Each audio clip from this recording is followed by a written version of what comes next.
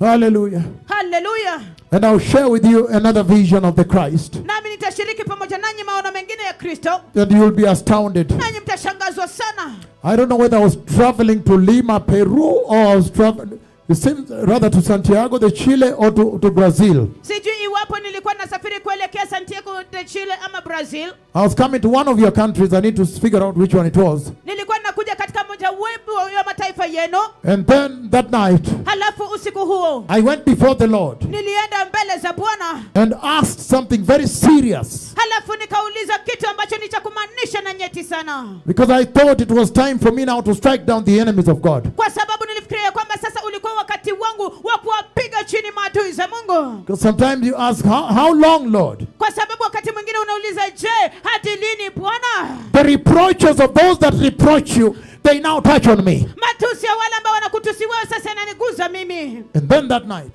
Halafu sasa usiku huo, the Messiah himself appeared. Masia mwenyewe akaja. And the sun.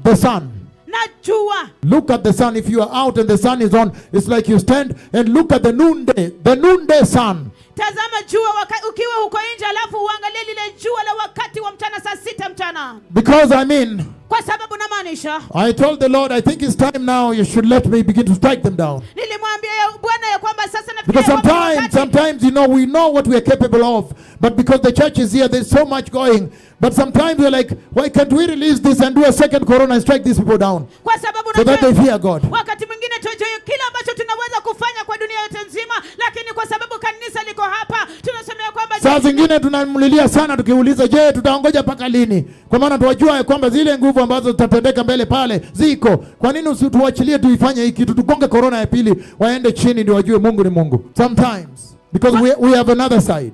Kwa sababu tuko na upande. I have another side, the corona side, the Haiti earthquake side, the Chile earthquake side, the Mexico earthquake side. I have another side. I see myself full of bees and I'm up in the sky.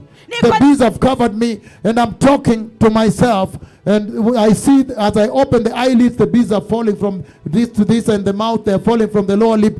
I am full of bees, the wrath of God. Kwa sababu niko na ule upande mwingine, upande wa virusi vya corona, upande wa tetemeko la Haiti, upande wa tetemeko la Mexico, upande wa tetemeko la Chile. Hivyo basi ninajiona nikiwa nimeinuliwa juu namna hii, halafu ninazungumza na mimi mwenyewe, halafu nimejaa na nyuki kila mahali kabisa. Ninazungumza na namna hii, nyuki zinadondoka toka midomoni, nazungumza namna hii, nyuki zinadondoka toka katika kope za macho yangu. So sometimes there is another conversation in another axis. Hivyo basi wakati mwingine kuna mazungumzo mengine katika upande mwingine, whereby we must confront the enemy. mahali ambapo lazima tukabiliane na adui. And the enemy must not be allowed to get away with it. Na adui lazima asiruhusiwe kuondoka nayo. And that God must be feared. Na ya kwamba lazima Mungu aogopwe. So there are other conversations, but the church is still here, so we are restrained. Hivyo basi kuna mazungumzo mengine, lakini kanisa liko hapa, kwa hivyo tumezuiliwa. That's why all we can do is to stand and command heaven to open, rain come, Yes. not to shut. Ndio sababu kila Not to shut. That happens elsewhere. Ndio sababu kila Because if you shut, you will destroy the bride. Ndio sababu kila ambacho tutaweza kufanya tu For the bride, you raise the cripples. ni kusimama na kuamrisha mbingu kufunguka na mvua kunyesha, na wala sio kufunga mbingu, kwa sababu hiyo ni kwa ajili ya majira mengine, kwa sababu kanisa bado liko hapa, na kwa ajili ya kanisa unaamusha viwete. Bi harusi wa Kristo bado wako hapa. Kwa sababu bi harusi The wa Kristo bride is still here. Bi harusi wa Kristo bado But yuko hapa. sometimes you can imagine when the Lord begins to show us the things beyond this time, the pressure asking, Lord, sometimes you cry, you weep, you say, Lord, release us to go and do it. Wakati mwingine unaweza kuwazia wakati ambapo Bwana anapoanza kutuonyesha mambo ambayo yatatendeka baada ya majira haya, msukumo ni mwingi kabisa. Unaanza kumwambia kwamba Bwana, tuachilie, tunataka kuitenda. But then you realize, then he says, no, it's the other time. Halafu sasa anasema ya kwamba pana ni ule wakati mwingine. And so that night, Hivyo basi usiku huo, with much anger, na hasira nyingi sana, as I spoke to the Lord, nilipozungumza na Bwana, then he appeared halafu akaja in this tremendous vision, katika haya maono ya ajabu, like the sun. When you look at, if you can ever look at the sun, kama jua, kama unaweza kulitazama jua. and he came and stood there, and everything became like the sun entered the house. Halafu akaja akasimama pale, na kila kitu kikabadilika kama jua limeingia katika nyumba. Do you understand when he says that he wants to share his glory with you, that you look like him? I can't understand it yet. It's outrageous to say that. Sometimes you feel it's outrageous. Je, for mwaelewa? sinful people to behold even a portion of that glory. Je, mwaelewa wakati It sounds ambapo? like it's outrageous sometimes. Je, mwaelewa wakati ambapo wakati mwingine anasema ya kwamba anataka kushiriki pamoja nanyi utukufu wake, yaonekane ya kughadhabisha sana kabisa. The glory like the sun has entered inside. Utukufu kama jua limeingia ndani ya nyumba. And then what he did, he left the outline of his hair. Halafu kile ambacho alifanya, aliacha mwisho wa nywele yake. And when you hear blazing eyes, everybody focus on me. When you hear blazing eyes, Halafu unaposikia macho inayowaka moto, it's not blazing as in vertical. sio inawaka moto kwenda juu. The glory is pure white, radiant and dreadful. Utukufu ni mweupe It's not even kamilifu. the red sun you see. It's like the sun but pure white. Utukufu ni mweupe kabisa kabisa, unaangaza na mweupe na wakutisha. And it's dreadful because there is a sound of dreadfulness of the holiness of the glory of God. There is a sound like a hissing sound. Like when I stood before the throne of God and then that glory came all the way like this. There is a hissing sound, a dreadful sound. The dread of the holiness of the glory of God is dreadful. It's dreadful. Na ni ya kutisha kabisa kabisa, kwa sababu ni kana kwamba wakati ambapo nilisimama mbele ya enzi ya Mungu, katika enzi ya Mungu Baba, halafu nikasikia ile sauti ya utukufu mkali kabisa na mweupe kabisa. And the glory is flowing at that time. Halafu utukufu unatiririka kwa wakati huo. Hallelujah. Hallelujah. A king. Nilimwona mtu kama mfalme. I saw someone like the Lord himself. Nilimwona mtu kama Bwana mwenyewe. I saw someone like the Christ. Nilimwona mtu kama Kristo. I saw someone like the Messiah. Nilimwona mtu kama Masia. I saw someone like Rey de Reyes. Nilimwona mtu kama Rey de Reyes. I saw someone like Señor de Señores. Nilimwona mtu kama Bwana wa mabwana. I saw someone there. Nilimwona mtu pale. And he says, Na anasema, and among the lampstands was someone like a son of man. na miongoni mwa hivi vinara saba vya taa kulikuwa na mtu aliyekuwa anafanana na mwana wa Adamu.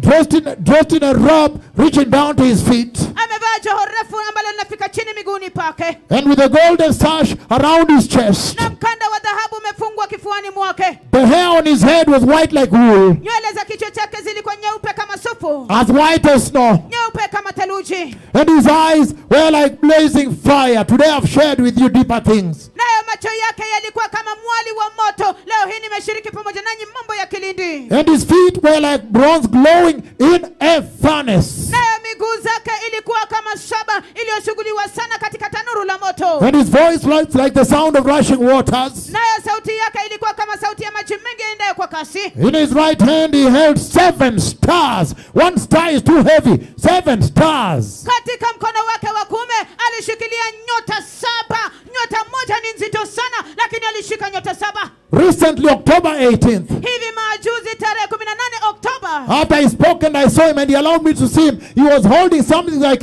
1 star, something like a star in his hand. And in terms of looking this way, if this is me, and he was holding and he was in this angle. Katika mazungumzo hayo alinisababisha nione kitu ambacho kinafanana kama nyota ambaye alikuwa ameshikilia katika mkono wake, na katika iwapo mimi nilikuwa nimeangalia upande huu, alikuwa ameangalia upande huu mwingine. Hallelujah. Hallelujah. I have shared deep things with you. Nimeshiriki mambo ya kilindi sana pamoja nanyi. Even right before my words, my prophecy of coronavirus was fulfilled. 2 weeks before that, I shared how the Ancient of Days appeared. Hata kabla ya maneno yangu, maneno kuhusiana na hukumu ya virusi vya corona ilipotimia, kabla itimia, majuma mawili kabla ya hiyo, nilishiriki pamoja nanyi kuhusiana na jinsi ambavyo mzee wa siku alipokuja kwangu. And so blessed people, Na kwa hivyo watu wabarikiwa. this is John, Huyu ni Yohana, the most beloved disciple. mwanafunzi aliyependwa sana kabisa. Every time Jesus sat down with his disciples, Kila wakati Yesu alipoketi chini na wanafunzi wake, John always sat,